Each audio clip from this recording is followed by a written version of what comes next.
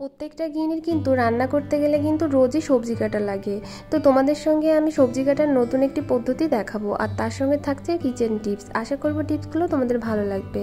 তো অবশ্যই আমার পাশে থেকো আর ভিডিওটা সম্পূর্ণ দেখার অনুরোধ রইল। তো আমি Sangeeta, welcome to my Sangeeta's lifestyle. আশা করছি তোমরা সবাই ভালো আছো। তো চলো আজকে তোমাদের জন্য প্রথম কী টিপস থাকছে সেটাই তোমাদেরকে দেখাই। তো দেখো বন্ধুরা, ভাতের মারটা কিন্তু আমরা সম্ভবত ফেলে দিয়েই থাকি। তো এই জিনিসটা ফেলে না দিয়ে আমরা কি করে নিতে পারি সেরকম একটা টিপস তোমাদের সঙ্গে শেয়ার করব। তো প্রথম তো ভাতের মারটা দিয়ে দিয়েছি, আর এবার হচ্ছে দেখো তোমার সকালে যে চাপাতিটা খেয়েছিলাম তো সেটাও কিন্তু ফেলে দেবো না, এটাও কিন্তু খুবই মূল্যবান। সেটাও কিন্তু আমি পুরো চাপাতিটা কিন্তু দিয়ে দিয়েছি ভাতের মারের ভিতর। এবার দিয়ে দিয়েছি হচ্ছে তোমার লেবু দিয়ে দিয়েছি, লেবুর রসটা দিয়ে তারপরে কিন্তু ভালো করে আমি লেবুর খোসাটাও কিন্তু ওখানে রেখে দিয়েছি। আর এবার দেখো এই যে চামচগুলো আছে আমরা কিন্তু যখন রেখে দিই অনেকদিন ব্যবহার করা হয় না, তখন দেখবে যে এরকম চামচগুলোতে কিন্তু অনেকটা মরিচা ধরে যায় বা ময়লা পড়ে যায়। তো এটা কিন্তু পরিষ্কার করা কিন্তু অতটাও সহজ হয় না। তো সেই ক্ষেত্রে আমরা কিন্তু এই রেমেডিটা তৈরি করে কিন্তু ক্লিনটা করে নিতে পারি।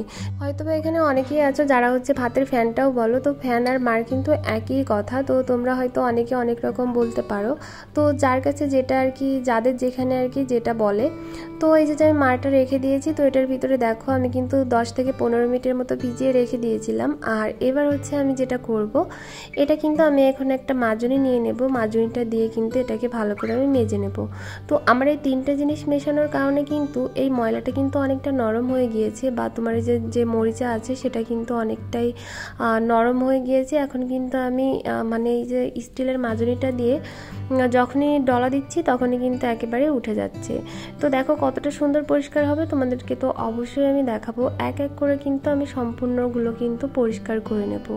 তো দেখবে আমরা যখন চামচগুলো সাজিয়ে রাখি বা ধরো আমাদের কিচেনেই রেখে দিই, তখন দেখা যায় কিচেনের তেল চিটচিটে ভাব বা হচ্ছে তোমার ধুলোবালি এগুলো কিন্তু পড়েই চামচগুলো কিন্তু নষ্ট হয়ে যায়। তো সেগুলো কিন্তু মাঝে মধ্যে যদি এরকম ভাতের মারটা ফেলে না দিয়ে যদি এইভাবে তোমরা ক্লিন করে তারপরে যদি মুছে রেখে দাও, তাহলে দেখতে পাবে যে এটা কিন্তু কোনোভাবে নষ্ট হবে না। আর এখানে কিন্তু তোমরা তো দেখতেই পেলে আমি কিন্তু কোনো বাড়তি লিকুইড ব্যবহার করি নাই, শুধুমাত্র তিনটে জিনিস দিয়ে কিন্তু কতটা ঝকঝকে করে দেখো আমি আমার চামচগুলো কিন্তু পরিষ্কার করে নিয়েছি। আশা করবো এই টিপসটাও তোমরা ফলো করতে পারো। টিপসটা কিন্তু সত্যি খুবই উপকারী। তো ভালো লাগলে একটা লাইক দিও। চলে যায় এবার পটল কাটার নতুন পদ্ধতিতে।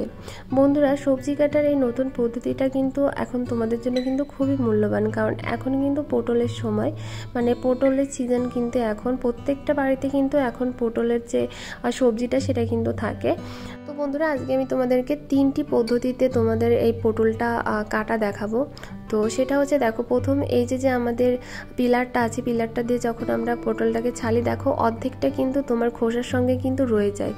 তো সেই থেকে তোমরা অপচয় কমাতে কিন্তু এইভাবে কিন্তু তোমরা এই যে আমাদের যে গ্রেটারটা আছে বাড়িতে, তো গ্রেটারের উপরে যদি এইভাবে তোমরা পটলটাকে একটু রাব করে ঘষে নাও, তাহলে দেখবে যে অনেকটা সহজে কিন্তু পটলের খোসাটা কিন্তু একেবারে উঠে যাবে। তোমার খোসার সঙ্গে কিন্তু একেবারে পটলটা কিন্তু লেগে থাকবে না, বেশি কিন্তু পটলের খোসাটা কিন্তু একদমই উঠবে না। তো কি হয়, আমরা যখন এটা কোনো বটিতে করতে যাই তখন কিন্তু অনেকটা সময় লাগে বা হাতে কিন্তু করাটা সম্ভব হয় না। তো দাঁড়িয়ে কিন্তু এইভাবে গ্রেটারের সাহায্যে কিন্তু তোমরা কাজটা করে নিতে পারো। আর এটা আমরা কিন্তু 2 রকমভাবেই কিন্তু পটলটা কেটে থাকি। এক হচ্ছে তোমার ভাজির জন্য কিন্তু আলাদাভাবে, আর হচ্ছে যদি কোনো সবজি বা তরিতরকারি রান্না করে থাকি তার জন্য কিন্তু আলাদাভাবে। তো যদি তোমরা তরিতরকারির জন্য কেটে থাকো তাহলে কিন্তু তোমরা পিলার বা বটিতে কিন্তু কেটে নিতে পারো, খোসাটা ছাড়িয়ে নিতে পারো। কিন্তু যখন তোমরা ভাজি করবে তখন কিন্তু পটলটাকে এইভাবে যদি তোমরা একটা গ্রেটারের সাহায্যে যদি ঘষে নাও, তাহলে দেখবে ইজিভাবে কিন্তু খোসাটা উঠে যাবে। তো দেখো প্রথমে একটা আমি করে দেখিয়ে দিলাম যে কতটা সুন্দরভাবে কিন্তু করে নিয়েছি। তারপরে কিন্তু তোমাদেরকে আমি আরও একটা করে দেখিয়ে দিচ্ছি যে এটা কতটা সহজে কিন্তু তোমরা এটা করে নিতে পারবে। একেবারেই কিন্তু একটা সহজ পদ্ধতি।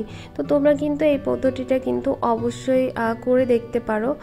বন্ধুরা, আমি কিন্তু তোমাদের শুধুমাত্র একটা পদ্ধতি দেখাবো না, আমি কিন্তু তোমাদেরকে আগেই বলে দিয়েছি আমি কিন্তু তোমাদেরকে আজকে পটলটা কাটা তিনটা পদ্ধতিতে আমি তোমাদেরকে দেখাবো। তো তার ভিতর এটা হচ্ছে প্রথম। তো তোমরা যদি এইভাবে করে নিতে পারো সেটাও কিন্তু খুবই ভালো হবে, যদি পারো এইভাবে তোমরা করতে পারো। তো আশা করব এই যে এই প্রথম টিপসটা তোমাদের একটু হলেও ভালো লেগেছে। তারপর চলে যাবে পরবর্তী টিপসে। তো দেখো বন্ধুরা, আমাদের ঘরে কিন্তু এরকম বাটার লাগানো যে ছুরিগুলো থাকে, মানে আমরা কিন্তু পাউরুটিতে যে বাটারটা লাগিয়ে থাকি সেরকম ছুরি কিন্তু আমাদের প্রত্যেকের ঘরেই থাকে।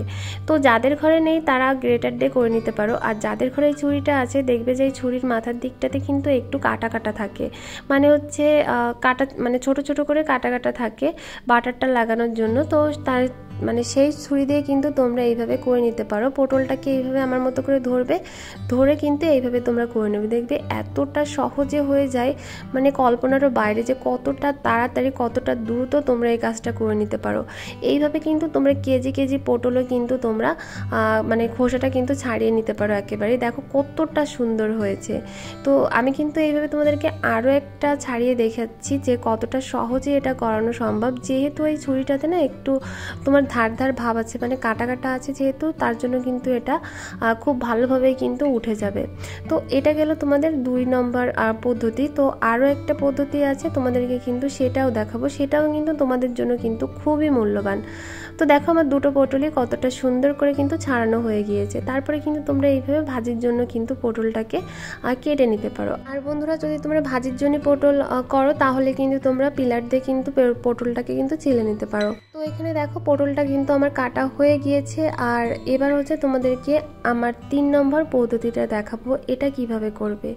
তো দেখো 2 নম্বর তো দেখিয়েই দিয়েছি দুটো দিয়ে, এবার আরেকটা তোমাদেরকে দেখিয়ে দিই। সেটা হচ্ছে দেখো আমাদের ঘরে যেরকম নেটের মাজনিগুলো থাকে, তো সেই মাজনিগুলো দিয়েও কিন্তু খুব সুন্দরভাবে কিন্তু পটলের এই ছালটা কিন্তু ওঠানো যায়, মানে হচ্ছে পটলের এই খোসাটা কিন্তু ওঠানো যায়। সেটা কিভাবে দেখো, এইভাবে রাব করে করে একটু ঘষে নেবে, দেখবে ইজিভাবেই কিন্তু উঠে যাবে।